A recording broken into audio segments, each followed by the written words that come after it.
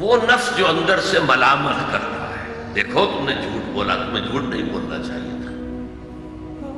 کسی اور نے ملامت کی یا نہیں کی، تمہارے اندر کوئی شے ہے جو ملامت کر رہی.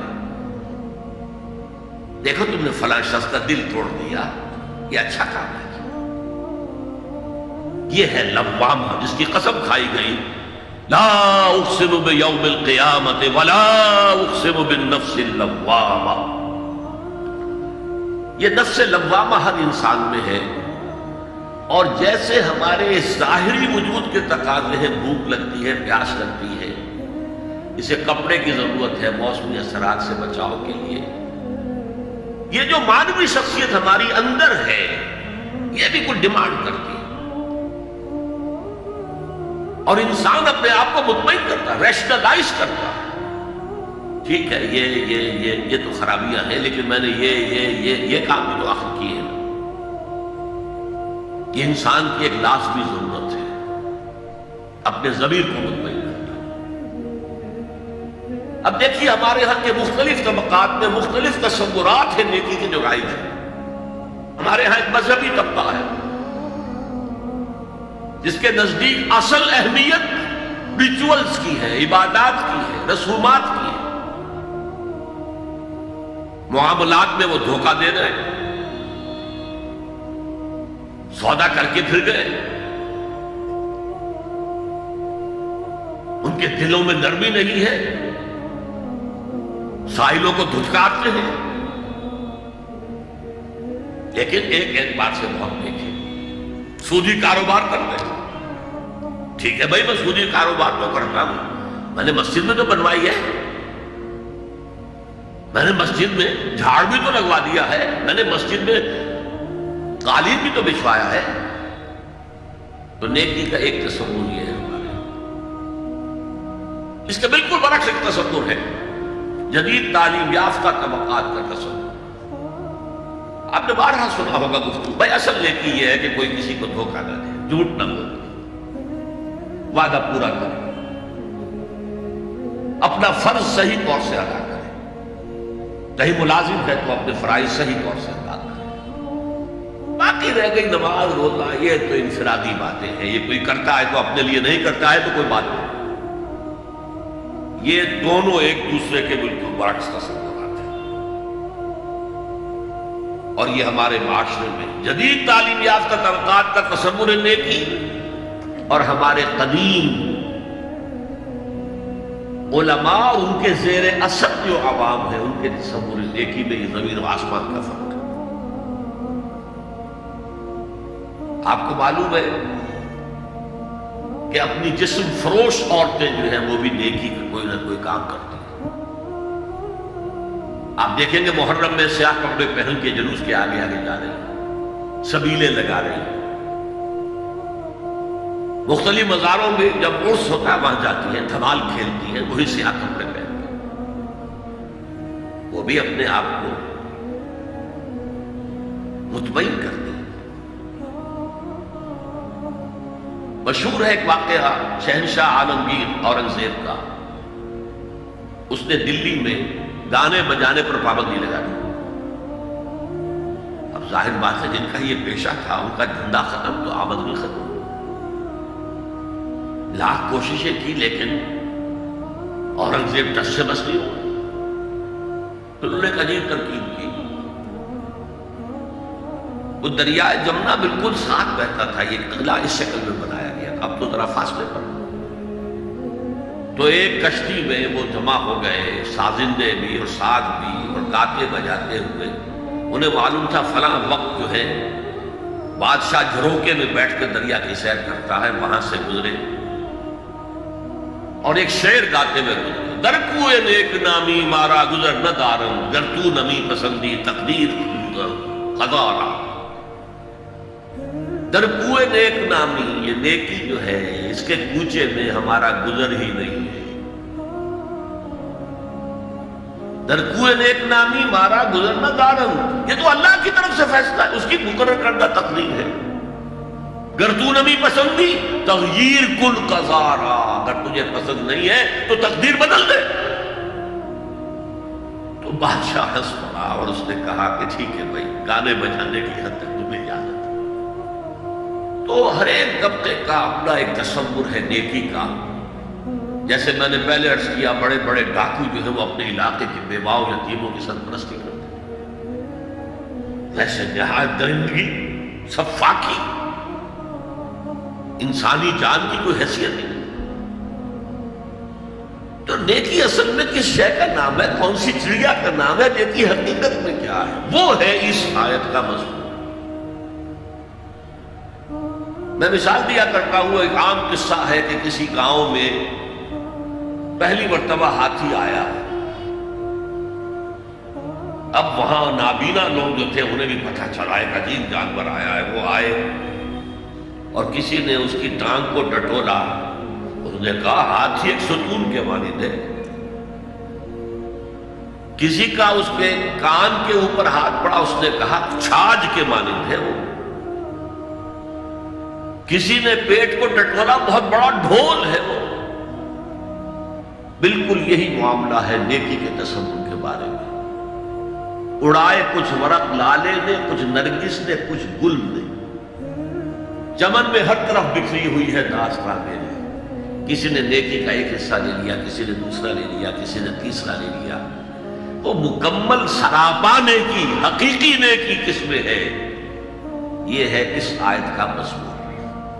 اب چوتھے نمبر پر یہ تمہیدی باتیں جو میں عرض کر رہا ہوں،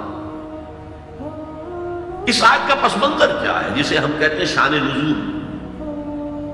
کیا بحث چل رہی تھی جس میں ہدایت کے لیے یہ آیت نازل ہوئی؟ ذہن میں رکھیے کہ تحویل قبلہ اس آیت کا پس منظر ہے، شان نزول ہے۔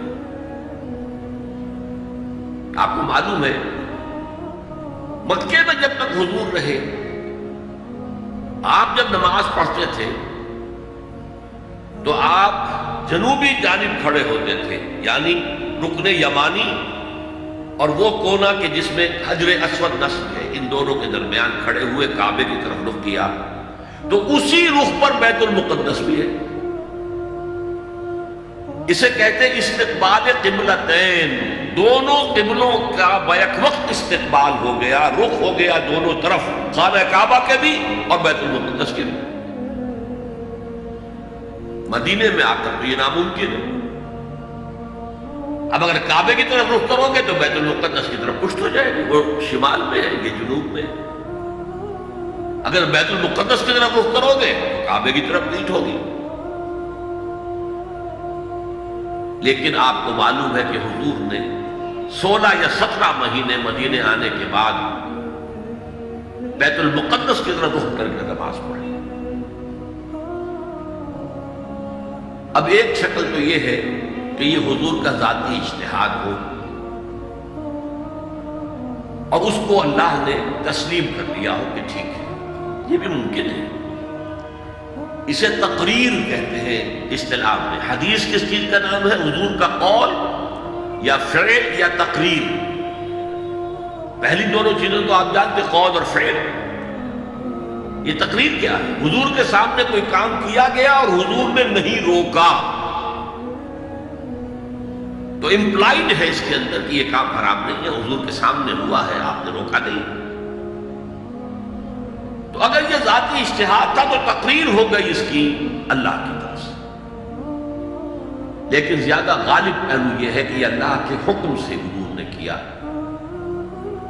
اور یہ حکم وحی خفی کے ذریعے سے آیا، اس لیے کہ قرآن مجید میں اس کا ذکر نہیں کہ اللہ نے حکم دیا ہو کہ اے محمد صلی اللہ علیہ وسلم اب آپ اور آپ کے ساتھی بیت المقدس کی طرف رخ کر کے نماز پڑھے ہی نہیں۔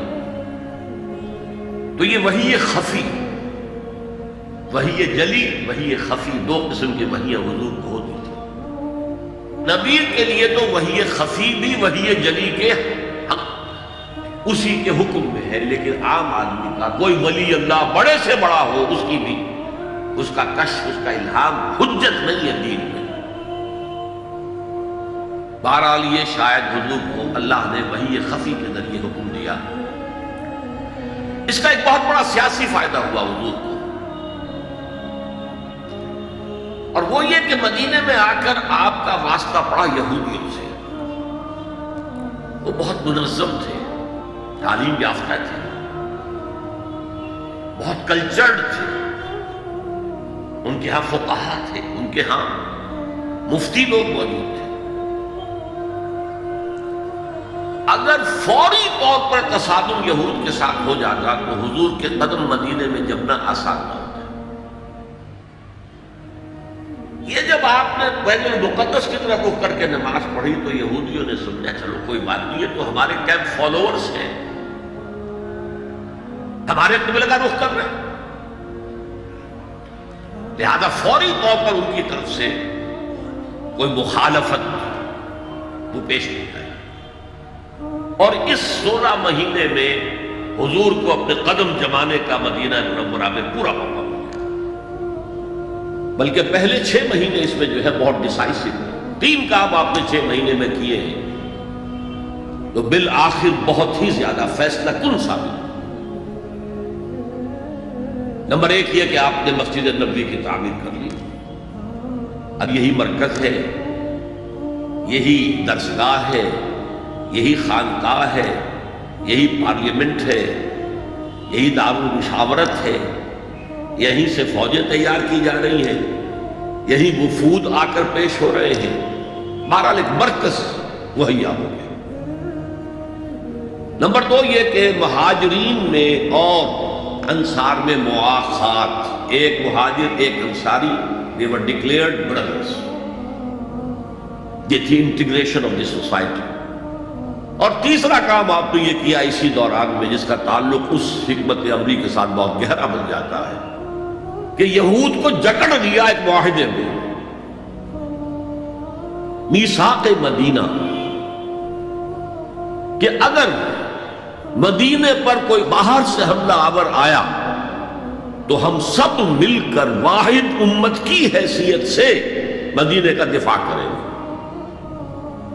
جوائنٹ ڈیفنس آف مدینہ کا پیکٹ ہو گیا، اور یہ چیز بھی حضور کی کامیابی میں بہت فیصلہ کن ثابت ہے۔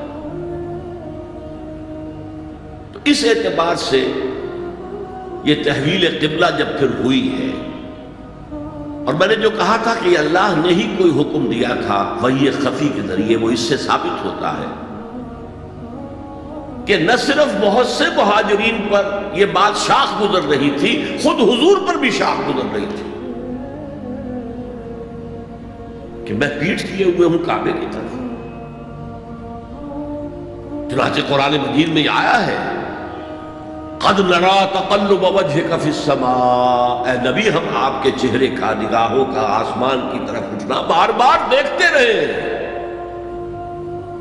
آپ منتظر تھے کہ وقت آئے، حکم آئے، وحی آئے اور میں رخ بدل دوں۔ وَمَا جَعَلْنَا الْقِبْلَةَ الَّتِي كُنْتَ عَلَيْهَا إِلَّا لِنَعْلَمَ مَن يَتَّبِعُ الرَّسُولَ مِمَّن يَنقَلِبُ عَلَىٰ عَقِبَيْهِ، یہ اللہ نے اپنی طرف منسوب کر دیا، اور ہم نے وہ قبلہ جس پر تم اب تک رہے ہو 16 مہینے 17 مہینے یہ مقرر کیا تھا تاکہ دیکھ لیں کہ کون ہے رسول کا اتباع کرنے والے اور کون ہے جو اپنے الٹے پاؤں پھر جانے والے۔ کیا مطلب ہے اس کا؟ مہاجرین مکے سے آئے تھے، ان کے دلوں میں عظمت جو ہے کعبے کی وہ پلی ہوئی تھی اندر ٹھوک ٹھوک کر۔ اب دیکھا اللہ نے حکم نہیں دیا وحی جلی کے ذریعے سے، یہ رسول کا حکم تھا، گویا کہ یہ ایک امتحان ہو گیا کہ کہیں تمہاری حمیت جاہلی، تمہاری محبت جو تمہیں کعبے سے ہے وہ تمہیں اسلام سے پھیر تو نہیں دیتی۔ آیا تم رسول کے حکم کو مقدم رکھتے ہو اور اپنی کسی سابقہ حمیت، جسے حمیت جاہلی ہم کہہ دیں گے، اس کو مقدم رکھتے ہو۔ یہ ایک سخت امتحان تھا جس میں کہ اہل مکہ جو مہاجرین تھے وہ مبتلا کیے گئے، اور خاص طور پر یہ بات کہ رسول کا حکم ماننے کی تاکید، چاہے ابھی قرآن میں کوئی آیت نہیں آئی ہے لیکن حقیقی مومن کے لیے رسول کا فرمانا بھی ایسے ہی ہے جیسے کہ اللہ کا فرمان، اس کی تربیت بھی ہو گئی۔ لیکن یہ کہ اکثر کا معاملہ یہ تھا کہ یہ معاملہ شاخ گزر رہا تھا، یہاں تک کہ حضور کا معاملہ بھی تھا قد نرا تقلب وجهك في السماء فلنولينك قبلة ترضاها، تو اے نبی ہم بدل دیں گے قبلہ وہ جو آپ کو پسند ہے، اب رخ کرو مسجد حرام کی طرف، فولوا وجوہکم شطر المسجد الحرام، اب اپنا رخ کر لو مسجد حرام کی طرف۔ چنانچہ مدینے میں ایک مسجد القبلتین ہے، جو حضرات گئے ہیں زیارت کرتے ہیں انہوں نے زیارت کی۔ حضور مدینے سے باہر ایک قبیلے کی جگہ تھی، وہ وہاں گئے ہوئے تھے، کوئی دعوت طعام تھی، دوپہر کا کھانا تھا، اسی وقت ظہر کا وقت ہو گیا۔ حضور نے جماعت کھڑی کی اور قبلہ جو ہے بیت المقدس، اسی نماز کے دوران یہ آیات وحی نازل ہو گئی، آپ نے فوراً رخ بدلا اور پوری جماعت نے رخ بدل لیا، اور اسی لیے اس مسجد میں دو قبلے ہیں، دو محرابیں ہیں، ایک شمال کی جانب بیت المقدس کی جانب، دوسری جنوب کی جانب یعنی مکہ مکرمہ کی جانب۔ اب یہ تحویل قبلہ جو ہے یہ ہے بات اصل میں سمجھنے کی، ایک بہت بڑے فتنے کی بنیاد بن گیا۔ فتنہ آزمائش کو کہتے ہیں اور فتنہ فساد کو بھی کہتے ہیں۔ فساد یہودیوں کی طرف سے شروع ہوا، یہ کیسا نبی ہے جس کا قبلہ ہی معین نہیں؟ ابھی یہ شمال کی طرف رخ کر کے نماز پڑھ رہا تھا اور اب اس نے جو ہے جنوب کی طرف رخ کر لیا، کیسا رسول ہے، کیسا نبی ہے؟ حضور کے خلاف لوگوں کو بھڑکانے کا انہیں اب ایک موقع ہاتھ آ گیا، اور آپ کے علم میں ہے کہ اوس اور خزرج کے جو عوام ہیں وہ یہود کے بہت زیر اثر تھے، بہت زیر اثر تھے۔ وہی بات کو سمجھتے تھے ہمارے پاس نہ کوئی شریعت ہے، نہ کتاب ہے، نہ کوئی قانون ہے، نہ ہمارے ہاں کوئی مفتی ہے، نہ قاضی ہے۔ ان کے ہاں تو کتاب ہے، شریعت ہے، مفتی ہے، قاضی ہے، ان کا بڑا کلچرڈ لوگ ہیں، تو ایک روب تھا ان کا۔ لہذا یہ ایک ان کو موقع مل گیا کہ اس پر لوگوں کے جذبات کو بھڑکائیں اور حضور سے برگشتہ کریں۔ دوسری طرف سادہ نو مسلمانوں کے اندر بھی ایک فتنہ بطور آزمائش آ گیا کہ اگر اصل قبلہ یہ تھا تو یہ 16 مہینے کی نمازیں تو ہماری حقارت نہیں، غلط رخ پر پڑی ہیں، اور نماز تو دین کا اصل ستون ہے، اور یہ نمازیں ہماری ضائع ہو گئی۔ یہ ان کے دلوں میں ایک وسوسہ پیدا ہوا۔ اس پہلو سے اس مسئلے پر بڑی مفصل گفتگو قرآن میں ہوئی ہے، میرے اور آپ کے لیے، بلکہ مجھے اعتراف ہے کہ میں یہ سوچتا رہا اتنی مفصل گفتگو بار بار فَوَلُّوا وُجُوهَكُمْ شَطْرَ الْمَسْجِدِ الْحَرَامِ فَوَلُّوا وُجُوهَكُمْ شَطْرَهُ، یہ بار بار پورے 2 رکوع قرآن مجید میں، سورہ بقرہ کا 17واں رکوع، 18واں رکوع اسی پر، اس لیے کہ ہم اس سینسٹیونیس کا اندازہ نہیں کر سکتے کہ جو اس وقت پیدا ہو گئی تھی اس پر، تحویل قبلہ پر یہ معمولی نہیں بات تھی۔ یہود نے سمجھ لیا تھا کہ اب معلوم ہوا یہ ایک نئی امت کا آغاز ہے، اس کا مرکز اب نیا بن گیا ہے۔ اب تک وہ سوچ رہے تھے کہ ہمارے ہی، چنانچہ ایک اور واقعہ ہوا تھا کہ یہ عاشورہ کا روزہ رکھتے تھے یہودی۔ حضور نے پوچھا کیوں رکھتے ہو 10ویں محرم کا روزہ؟ انہوں نے کہا کہ اصل میں ہمیں جو نجات ملی تھی فرعون سے، اور فرعون کو جو غرق کیا گیا تھا لاؤ لشکر سمیت، وہ 10 محرم کو ہوا تھا، ہم شکرانے کے طور پر روزہ رکھتے۔ انہوں نے فرمایا کہ موسیٰ کے تو ہم تم سے زیادہ مستحق ہیں، لہذا مسلمانوں کو حکم دیا کہ تم بھی 10ویں محرم کا روزہ رکھا کرو۔ اب یہ چیزیں ایسی تھیں کہ جس سے وہ پیسیفائیڈ تھے ایک طرح سے کہ نہیں یہ کوئی نئی چیز نہیں ہے، یہ ہمارے کیمپ فالوورز ہیں۔ بلکہ حضور نے فرمایا تم 2 روز کا روزہ رکھو، 9ویں محرم کا بھی 10ویں کا۔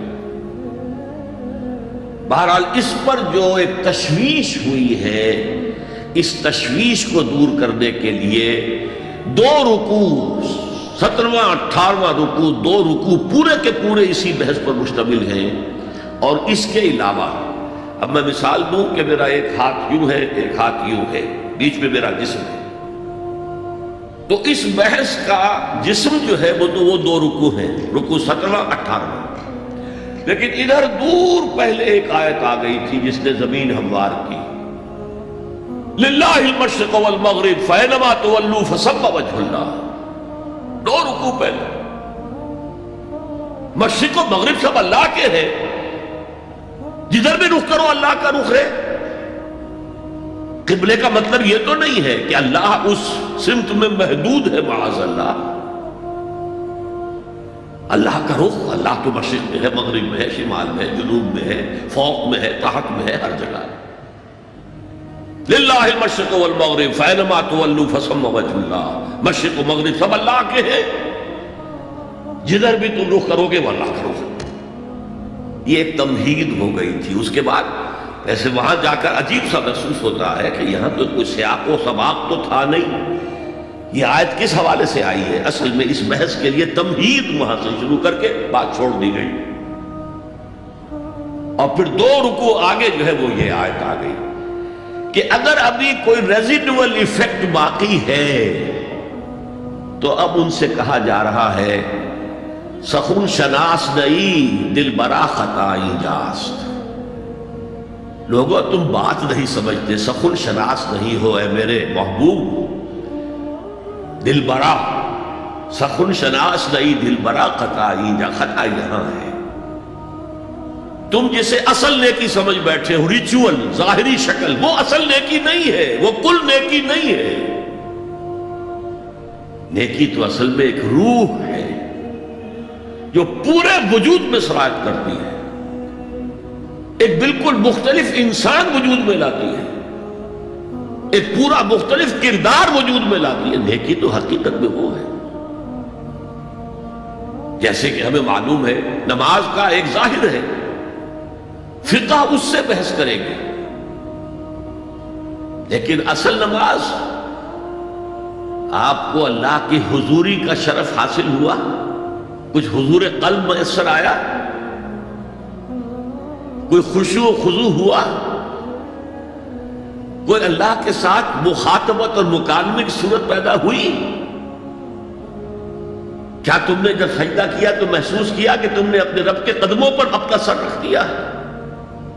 اگر یہ نہیں ہے تو ٹھیک ہے، فقہی نماز ادا ہو گئی، اصل نماز تو ادا نہیں،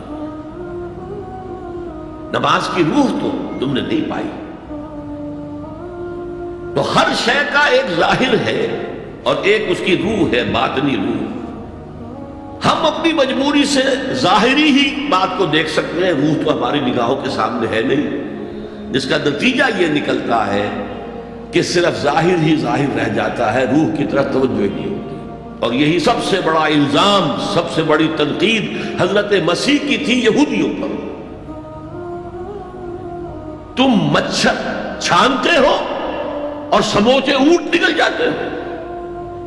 ظاہری معاملات میں، فقہی معاملات میں بحثیں ہو رہی ہیں، مفصل بحثیں ہو رہی ہیں، اور کفر کے فتوے لگ رہے ہیں، تم نے اگر یہ کر دیا تو یہ ہو گیا، اور سموچے اونٹ نکل رہے ہو، حرام کاموں میں تم ملوث ہو، سود تم لے رہے ہو۔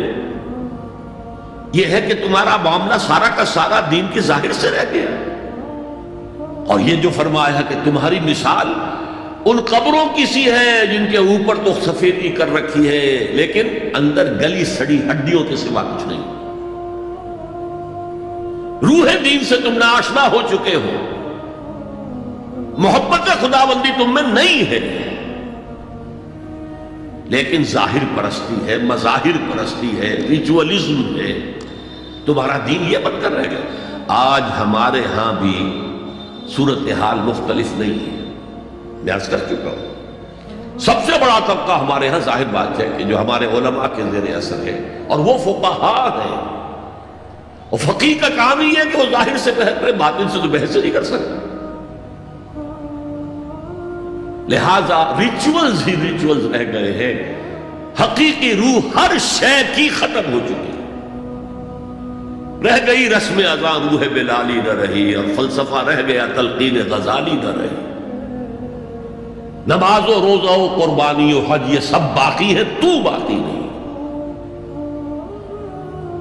اب آئیے اس پر غور کیجئے، جو میں نے عرض کیا تھا لیس البر، اب زبر اور پیش میں زمین و آسمان کا فرق ہو جاتا ہے۔ لیس البر ہوتا جیسا کہ ہے سورہ بقرہ میں آگے جا کر، لیس البر ان تأتوا البیوت من ظہورہا، ان کے ہاں یہ قاعدہ تھا یا ایک رواج ہو گیا تھا کہ اگر احرام باندھ کر گھر سے نکل آئے اور اب کسی ضرورت سے گھر جانا پڑا، دروازے سے نہیں داخل ہوئے، ایک دفعہ احرام باندھ کے نکل آئے، اب کیسے جائیں واپس؟ تو گھر کے پچھواڑے سے دیوار پھلانگ کے جاتے تھے۔ تو وہاں کہا یہ کوئی نیکی نہیں ہے۔ لیس البر ہوتا تو اس کا مطلب ہوتا سرے سے کوئی نیکی نہیں ہے، یہ تو بڑا من گھڑت ایک خیال ہے۔ لیس البر یہ خبر ہے جسے مقدم کیا گیا ہے، اور اس کا مفہوم اب ہو گیا حصر، کل نیکی یہ نہیں ہے، یعنی نیکی کا ظاہر بھی ضروری ہے۔ یہ نہ سمجھو کہ نماز کا ظاہر کوئی معنی نہیں رکھتا، طہارت حاصل ہوئی ہے یا نہیں ہوئی ہے، وضو صحیح ہوا ہے یا نہیں ہوا ہے، جو پانی استعمال کیا تھا وہ بھی پاک تھا کہ نہیں تھا، یہ ساری چیزیں ضروری ہیں، دین کا ظاہر بھی ضروری ہے۔ یہ نہ نفی کیجئے کہ ان فقہا کا کیا ہے ظاہر کو لیتے ہیں، ہمارے ہاں بعض جو ہے انتہا پسند جو ہے، جو ملنگ ٹائپ صوفی ہوتے ہیں، ایک تو حقیقی کوئی صوفی ہو، ایک ملنگ تھا، وہ ان تمام چیزوں کو چھوڑ بیٹھے۔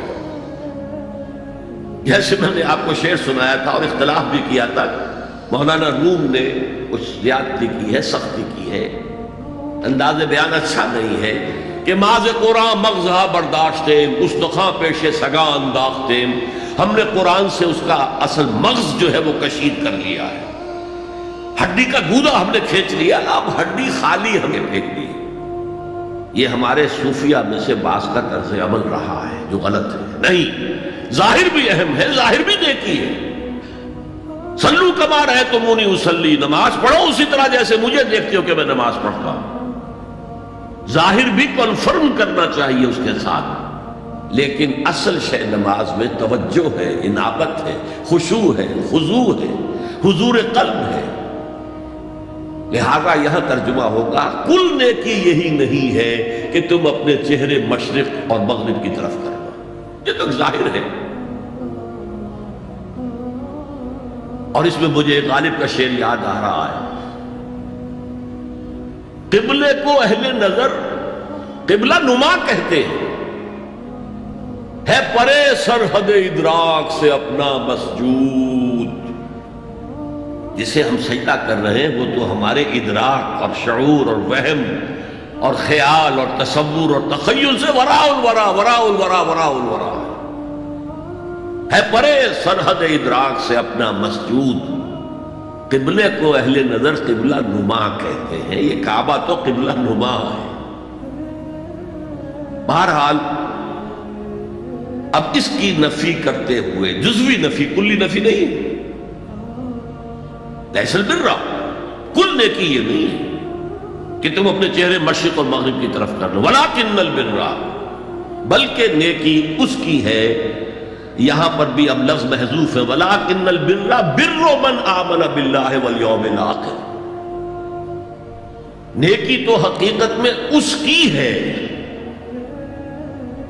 اس میں آگے بڑھنے سے پہلے مجھے یاد آیا کہ میں بر کے مفہوم پر بھی کچھ گفتگو کر لوں۔ بر کسے کہتے ہیں؟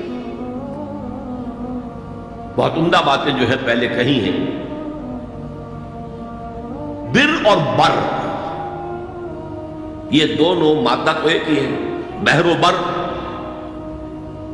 جب تک انسان سمندر میں رہتا ہے، آج کا تو خیر تصور نہ کیجئے، پہاڑوں جیسے جو ہے پہاڑ سمندر میں چل رہے ہوتے، عام حالات میں کوئی اس کے ادھر ادھر جو ہے کوئی ہچکولے محسوس نہیں ہوتے، لیکن پرانے زمانے کے سمندر کا تصور کیجئے تو ہر وقت وہ ہے آدمی غیر مطمئن ہوتا تھا، اسی وقت کچھ ہو سکتا ہے، ہچکولا آ رہا ہے، ادھر سے آ رہا ہے، ادھر سے آ رہا ہے، تو دل میں ایک خوف سا رہتا تھا، ایک بے چینی سی رہتی تھی، عدم تحفظ کا ایک احساس رہتا تھا۔ بر پر، خشکی پر آتے ہی اطمینان ہو گیا۔ تو یہ اصل میں انسان کے باطنی اطمینان کے لیے، جو ابھی آپ نے فرمایا کہ نیکی وہ ہے کہ جس کو کر کے تمہیں خوشی حاصل ہو۔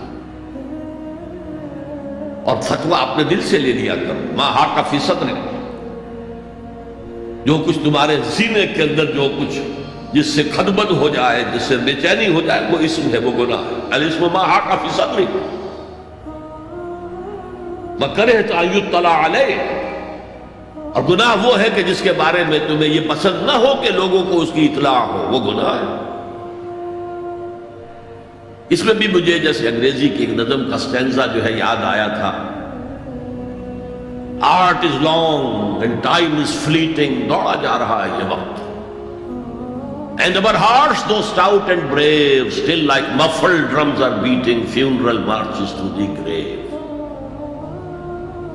اپنے دل کی ہر بیٹ کے ساتھ ہم اپنی قبر سے قریب سے قریب تر ہوتے جا رہے ہیں.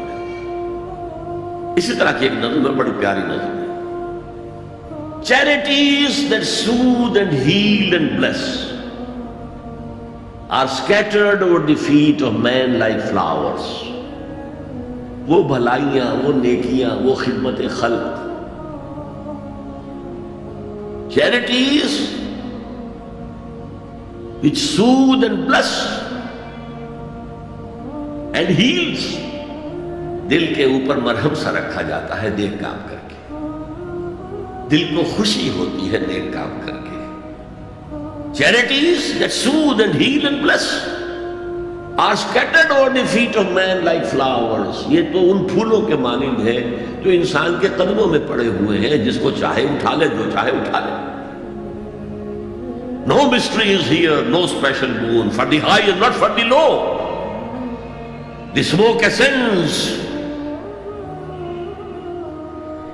as high from the heart of a humble cottage as from that of a haughty palace. دھواں اٹھتا ہے تو ایک کٹیا میں جو چولہا جل رہا ہے اس سے بھی اٹھے گا تو جائے گا اوپر، اور محل کا کوئی بہت بڑا کچن ہے تو اس سے بھی اٹھے گا تو اوپر جائے گا. لہذا یہ غریب اور امیر کا فرق نہیں ہے، ہر شخص اس نیکی میں سے حصہ لے سکتا ہے. تمہارے پاس ایک روٹی تھی، تم نے آدھی دے دی کسی مانگنے والے کو، تمہارا حصہ ہو گیا، بہت بڑا حصہ ہو گیا.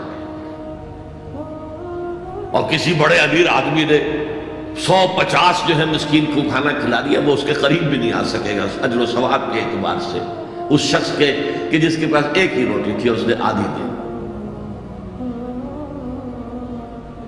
تو بر جو ہے حقیقت میں لیس البر ان تولوا وجوهكم قبل المشرق والمغرب ولكن البر من آمن بالله واليوم الآخر والملائكة والكتاب والنبيين. میں بھی ایک زمانے میں اس پر کچھ متردد سا ہوتا تھا، کچھ سوچتا تھا یہ نیکی کا تعلق تو ہم عمل سے سمجھتے ہیں، یہاں ایمان کی بحث کی کیا ضرورت ہے؟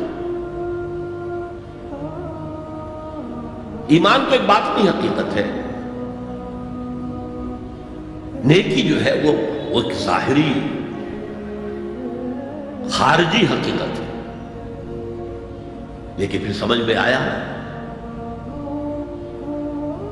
کہ اصل نیکی وہ نیت ہے جس کے ساتھ وہ کام کیا جا رہا ہے. اگر خیرات بانٹی جا رہی ہے، جھگیوں میں جا کر میلے کچیلے بچوں کو گود میں لے کر اپنی سفید عسکروں کو بھی خراب کیا جا رہا ہے، اور معلوم ہے کہ یہ اس لیے کر رہا ہے کہ آئندہ الیکشن میں کھڑا ہونا ہے، تو کوئی ہے جو کہے گا کہ یہ نیکی ہو رہی ہے؟ کام تو بظاہر بڑی نیکی کا کام ہے. نیکی کے لیے شرط اول اللہ پر ایمان ہے، اس کی موٹیویشن لو آف گاڈ. اس کے سوا اگر کوئی اور موٹیو ہے، اگر دنیا میں شہرت چاہیے، اگر اس نیکی کے ذریعے سے بھی مال کمانے کا معاملہ ہے، دھندا ہے، نیکی کے پردے میں دھندا ہو رہا ہے، وہ نیکی نہیں ہے، چاہے ظاہری اعتبار سے وہ بہت بڑی نیکی ہو. تو سب سے پہلا مسئلہ نیت کا ہے، نیت کا ہے، نیت کا ہے. کس ارادے کے تحت یہ نیکی کی جا رہی ہے، کیا مقصود ہے، کیا مطلوب ہے. چنانچہ نوٹ کیجئے اکثر محدثین نے اپنے جو مجموعے مرتب کیے احادیث کے ان میں پہلی آیت کون سی، پہلی حدیث کون سی لاتے ہیں؟ حضرت عمر رضی اللہ تعالیٰ عنہ سے روایت ہے، انما الاعمال بالنیات، نیکیوں کا، نیک اعمال کا دار و مدار نیتوں پر ہے، وانما لکل امرئ ما نویٰ، ہر شخص کو وہی کچھ ملے گا جس کی اس نے نیت کی ہوگی۔ فمن كانت ہجرته الى اللہ ورسولہ فہجرته الى اللہ ورسولہ، جو کوئی ہجرت کر رہا ہے، مکے میں گھر بار چھوڑ کر جا رہا ہے، اپنے وطن کو ترک کر کے جا رہا ہے مدینے کی طرف، صرف اللہ اور رسول کے لیے، اس کی ہجرت اللہ اور اس کے رسول کے لیے۔ ومن كانت ہجرته للدنیا یصیبها، اور اگر اس شخص کی ہجرت دنیا کے لیے ہے کہ اس کو حاصل کر لے، مثلا میں دیتا ہوں مثال، ایک مسلمان تھا، اس کا کوئی کاروبار تھا، اس کے خریدار مسلمان ہی تھے، وہ جا رہے ہیں، اب کیا کرے گا؟ مشرکوں نے سو تو اس کا سامان نہیں لینا، اب وہ بھی چلے جا رہے ہیں۔ یہ اللہ کو معلوم ہے کہ اس کے ہجرت کا اصل سبب کیا ہے، ہم نہیں طے کر سکتے، لیکن اللہ کے ہاں جو کھاتا کھلا ہوا ہے اس کی یہ ہجرت جو ہے اللہ اور اس کے رسول کے لیے شمار نہیں ہوگی۔ وَمَنْ كَانَتْ هِجْرَتُهُ لِدُنْيَا يُصِيبُهَا أَوْ امْرَأَةٍ يَنكِحُهَا، یا کسی عورت کے لیے ہو کہ اس سے نکاح کرے، کسی خاتون سے وہ شادی کا خواہش مند تھا، وہ خاتون ہجرت کر کے مدینے چلی گئی، اب یہ بھی باندھے کچے دھاگے سے بندھے ہوئے چلے جا رہے ہیں، تو یہ تو در حقیقت اس عورت کے کھاتے میں ہجرت جائے گی، اللہ اور اس کے رسول کی ہجرت میں نہیں۔ تو اصل شے یہ ہے، نیکی کا وہ کام جس کا ظاہر بھی نیکی کا ہو اور باطن بھی ہو، یہ موٹیویشن صرف اللہ کی رضا ہو، اللہ کی محبت اور اللہ کی رضا کا حصول،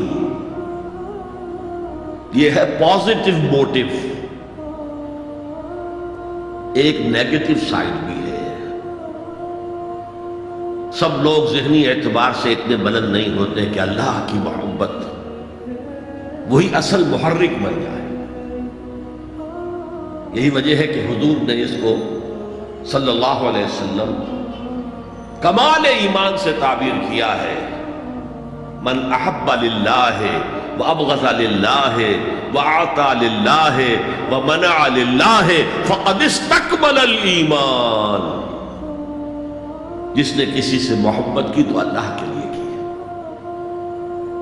کسی سے نفرت اور بغض رکھا تو اللہ کے لیے رکھا کہ اللہ کو اس سے نفرت کرنا پسند ہے، اور کسی کو کچھ دیا تو اللہ کو خوش کرنے کے لیے دیا، اور کسی سے کچھ چیز روکی تو صرف اس لیے کہ اللہ کو اس کا روکنا پسند ہے، تو اس شخص نے اپنے ایمان کی تکمیل کر لی۔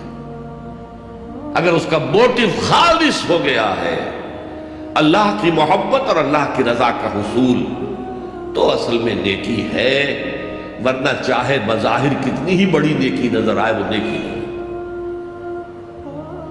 لیکن جو لوگ اس حد تک نہ پہنچ پائے ہوں، استکمال ایمان تک، تکمیل ایمان تک، تو ان کے لیے ایک اور موٹیو بھی ہے، والیوم الآخر، قیامت کا دن، جزا و سزا کا یقین، اللہ کا خوف، آخرت کے محاسبے کا خوف۔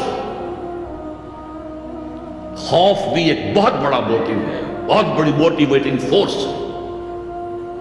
اب میں یوں کہوں گا کہ اگر کسی عمل کا محرک ہے صرف اللہ کی محبت، اس کی رضا کا حصول اور آخرت کی نجات، تو وہ نیکی ہے۔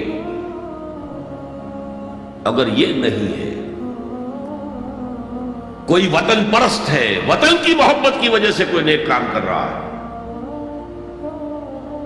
اس کا وہ کام وطن پرستی کے کھاتے میں جائے گا، خدا پرستی کے کھاتے میں نہیں جائے گا۔ کوئی قوم پرست ہے، اپنے قوم کی محبت میں کچھ کر رہا ہے، تو اس کا وہ نیک کام قوم پرستی کے کھاتے میں جمع ہوگا، خدا کی پرستش کے لیے نہیں۔ یہ ہے موٹیو کا فرق، اور یہ ہے موٹیو کی اہمیت، اور اس کا تعلق ہے ایمان باللہ اور ایمان بالآخرہ سے۔ ایک حدیث میں حضور نے فرمایا کہ قیامت کے دن سب سے پہلے 3 اشخاص کا معاملہ پیش ہوگا۔ ایک وہ تھا کہ جو اللہ کی راہ میں جنگ کرتا ہوا مارا گیا تھا، دنیا میں شہید سمجھا جا رہا تھا۔ ایک وہ تھا جسے اللہ نے علم بہت دیا تھا اور اس نے علم کو پھیلایا، خوب پھیلایا۔ اور ایک وہ جس کے پاس جس کو اللہ نے بہت دولت دی تھی اور اس نے دولت جو ہے نیکی کے کاموں میں، بھلائی کے کاموں میں، غرباء یا یتامیٰ مساکین کے لیے خرچ کیا۔ اب اللہ پوچھے گا ان شہید صاحب سے کہ دیکھو میں نے تمہیں صحت دی تھی، جسمانی قوت دی تھی، تم نے کیا کیا؟ وہ کہے گا اے اللہ میں نے تیرے لیے قتال کیا اور اپنی جان دے دی۔ اللہ فرمائے گا کذبتا، تو نے جھوٹ بولا، انک قد قاتلت لأن یقال جریء، تو نے تو یہ جنگ میں حصہ لیا تھا اس لیے کہ تیری شجاعت کا ڈنکا بج جائے، تیری جرأت کی شہرت ہو جائے۔ وقد قیلا، وہ کہا جا چکا، اب یہاں تمہارے لیے کچھ نہیں ہے۔ اور فرشتوں کو حکم ہوگا اودے منہ گھسیٹتے ہوئے اس کو جہنم میں ڈال دیں۔ یہی حشر ہوگا اس عالم کا، تو نے وہ نیکی کا کام کیا تھا، لأن یقال عالم، کہا جا چکا دنیا میں، ڈنکا بج چکا تمہاری شہرت کا۔ اب اس میں نوٹ کیجئے، اگر کسی عالم کے علم کا ڈنکا بج جائے، اس کی اپنی نیت وہ نہیں تھی تو اس کے اندر کوئی خرابی نہیں ہے۔ یہاں معاملہ نیت کا ہے۔ اگر نیت یہ ہو کہ میرے علم کی شہرت ہو جائے، میرے ہاتھ چومے جائیں، مجھے نذرانے پیش کیے جائیں، تو پھر وہی حشر اس کا ہوگا کہ اودھے منہ گھسیٹ کر جہنم میں ڈال دیا جائے۔ یہی حشر اس سخی کا ہوگا جس نے سخاوت کی تھی، جس کی سخاوت کے ڈنکے بج گئے تھے، اس کا بھی یہی حشر ہوگا۔ تو انما الاعمال بالنیات، اور یہاں نیکی کی بحث میں سب سے پہلے ولکن البر بر من آمن باللہ والیوم الآخر۔ اب جو والملائکۃ والکتاب والنبیین، ان تینوں کو جمع کر لیجئے، اس سے مراد ہے نبوت اور رسالت۔ ملائکہ وحی کا ذریعہ ہے جو انبیاء تک لے کر آتے رہے۔ اس وحی کا جو ریکارڈ مرتب ہوا وہ کتابیں ہیں، اور جن پر وہ وحی آئی وہ نبی ہے۔ ان تینوں کو جمع کر لیجئے، رسالت، ایمان باللہ، ایمان بالآخرہ اور ایمان بالرسالت۔ اب اس کا تعلق کیا ہے نیکی کے ساتھ؟ یہ ذرا گہری بات ہے۔ دیکھیے نیکی کا جذبہ بھی، جو انسان کے پیشنز ہوتے ہیں وہ اندھے بہرے ہوتے ہیں، پیشنز، جذبات، نیکی بھی ایک جذبہ ہے۔ کبھی یہ جذبہ حد اعتدال سے تجاوز کر کے بدی بنا دیتا ہے، جیسے رہبانیت، ترک دنیا، شادی نہیں کروں گا، گھر گرستی کا بکھیڑا مول نہیں لوں گا، بس اللہ سے لو لگاؤں گا۔ ظاہر بات ہے جس نے بھی فیصلہ کیا نیکی کے جذبے کے تحت کیا نا، لیکن اس کا جو نتیجہ نکلا اکثر و بیشتر پھر حرام کاری ہوئی۔ آپ عیسائیت کی جو ہے ہسٹری آف کرسچین موناسٹسزم، اس کا مطالعہ کیجئے، انہوں نے خود لکھا ہے کہ بظاہر راہب خانے ہیں، راہب اور راہبائیں رہتی ہیں، اور ان کے تہخانوں میں حرامی بچوں کے قبرستان ہو جاتے تھے۔ یہ نیکی کے جذبے نے بدی کو جنم دیا ہے۔ حضور کے ساتھ ایسا ہوا، 3 اشخاص آئے، انہوں نے حضور کی ازواج مطہرات سے معلوم کیا آپ رات کو کتنا وقت نماز میں لگاتے ہیں، آپ مہینے میں کتنے نفلی روزے رکھتے ہیں۔ اب جو کچھ انہیں بتایا گیا، حضور کی زندگی کھلی کتاب تھی، بتا دیا گیا اتنا عرصہ جو ہے آپ رات کو تہجد پڑھتے ہیں، بتا دیا گیا مہینے میں اتنے روزے رکھتے ہیں۔ انہوں نے اسے کم سمجھا، فتقالوہا، قلیل سمجھا کہ یہ تو زیادہ نہیں ہے، ہمارا تو خیال تھا کہ آپ ساری رات ہی کھڑے رہتے ہو، لیکن اپنے دل کو مطمئن کرنے کے لیے کہ حضور کی کہیں توہین بھی نہ ہو جائے، کہا جی انہیں تو ضرورت نہیں ہے، وہ تو معصوم ہی ہیں، ان کی خطائیں وہ تو ہوتی نہیں، اگر کوئی ہے بھی تو اللہ نے کہہ دیا قد غفر اللہ لک ذنبک ما تقدم منہا وما تاخر، اللہ نے تو معاف کر دی اگلے پچھلے سارے گناہ، میرے لیے یہ کافی نہیں ہے۔ ایک نے کہا میں پوری رات عبادت کروں گا، اپنی قبر بستر سے نہیں لگاؤں۔ دوسرے نے کہا کہ میں ہمیشہ ہر روز روزہ رکھوں گا، کبھی افطار نہیں کروں گا۔ تیسرے نے کہا میں کوئی شادی بیاہ نہیں کروں گا، یہ کھکیڑ میں نہیں پڑھوں گا میں۔ حضور کو خبر ہو گئی، آپ نے طلب فرمایا اور غصے کے انداز میں وہ الفاظ کہے کہ جو حضور سے بالکل متوقع نہیں۔ واللہ انی لاتقاکم واخشاکم، خدا کی قسم میں تم سب سے زیادہ متقی ہوں اور سب سے زیادہ اللہ سے ڈرنے والا ہوں،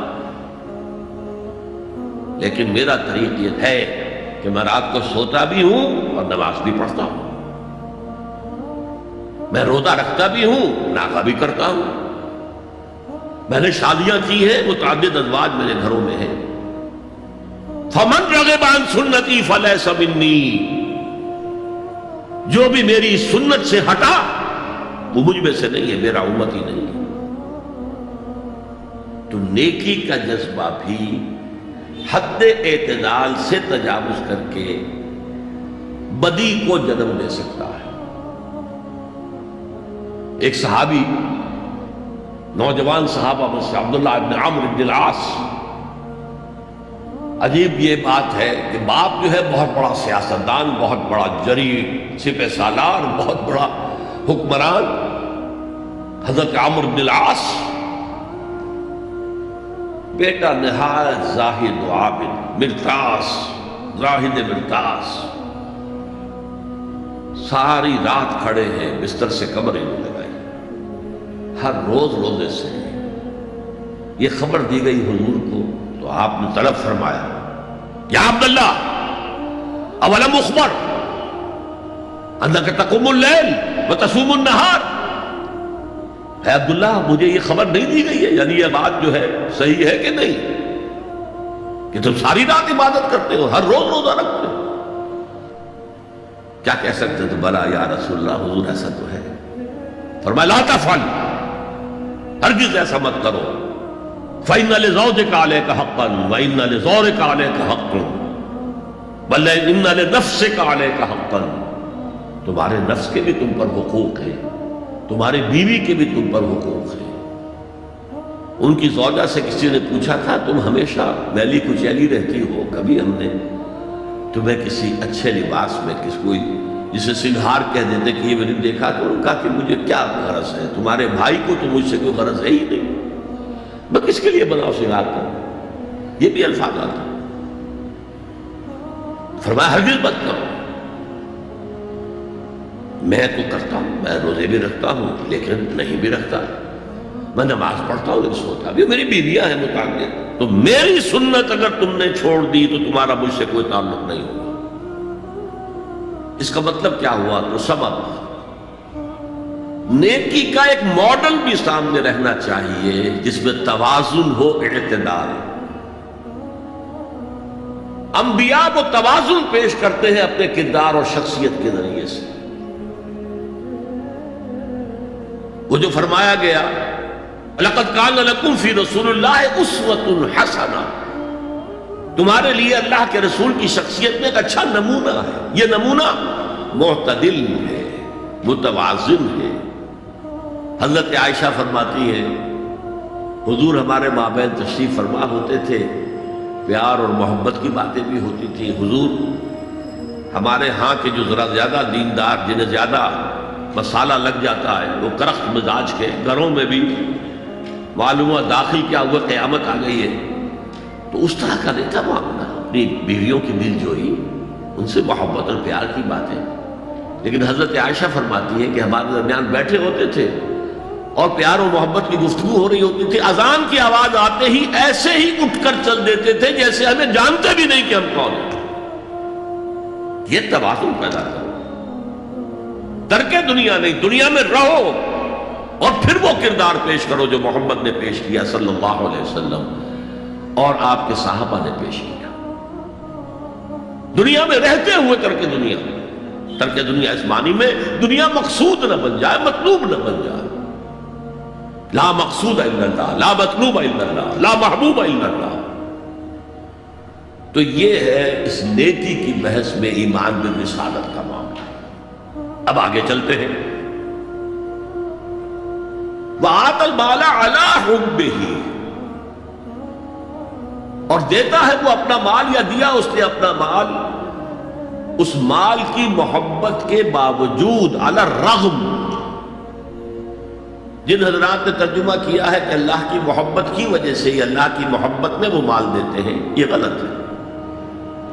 جو بحث ہو چکی ہے، موٹیویشن تو ان کی درست ہو گئی، ایمان باللہ، ایمان بالآخرہ سے، اب آگے اس کے تکرار کی ضرورت نہیں ہے۔ اور عربی میں کسی کی محبت میں کوئی شے آئے تو فی یا لام آئے گا۔ علا آتا ہے مخالفت کے لیے، علی الرغم۔ مال محبوب ہے، کس کو نہیں؟ زین للناس حب الشہوات من النساء والبنین والقناطر المقنطرۃ من الذهب والفضة والخیل المسومۃ والانعام والحرث۔ انسان کی سرشت کو اللہ سے زیادہ جاننے والا کون ہے؟ وہ فرما رہا، سورہ آل عمران کی آیت ہے، مزین کر دی گئی ہے انسانوں کے لیے محبت بیویوں کی، بیٹوں کی، اور ڈھیروں مال کی، سونے کی اور چاندی کی، اور گھوڑے وہ کہ جو پیڈگری والے ہوں اور جو بہت اعلیٰ نسل کے ہوں، خیل المسومہ، نشان زدہ گھوڑے، اور مال ہو، بھیڑیں بکریوں کو گلے کے گلے ہوں، اور گائے اور بیل ہوں، اور یہ ساری چیزیں محبوب ہیں۔ اس محبت کے خلاف عمل کرتے ہوئے مال خرچ کرنا تبھی تو مجاہدہ ہے۔ تو جیسے اردو میں ہم علی الرغم کہتے ہیں، علی الرغم، باوجود اس کی محبت کے وہ خرچ کرتے ہیں۔ اب یہاں جو اصل نوٹ کرنے کا نقطہ ہے وہ کیا ہے؟ دیکھیے، اسلام کا جو نظام ہے دنیاوی، اس میں ایمان کے بعد پہلی شے نماز ہے۔